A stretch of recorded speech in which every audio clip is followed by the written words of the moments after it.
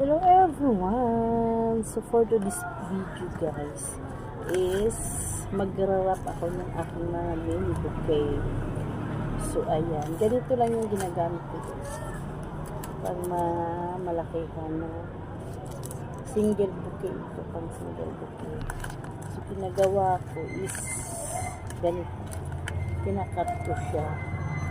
Tapos yung baba is binibigatan ko siya ng stick glue. So, yan. Meron akong green. Ito siya. Green.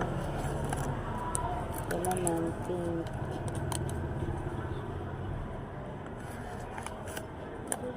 So cute. Ito naman, ibibinta ko siya ng for only 25 pesos lang dito sa tindahan. Ayan, color red. Ito lang siya, ginagawa ko. And then, pag natip ko na siya dito sa ibaba, lalagyan ko siya pambikit.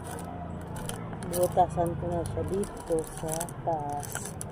Palagyan ko ng handle. So, ayan na siya. Diba? So cute. Kaya yung bibili. Hindi na kailangan yung plastic kasi nakaganyan na siya. So, diba? Nice. So, ayan guys. Thank you for watching everyone. God bless. Stay safe. Bye.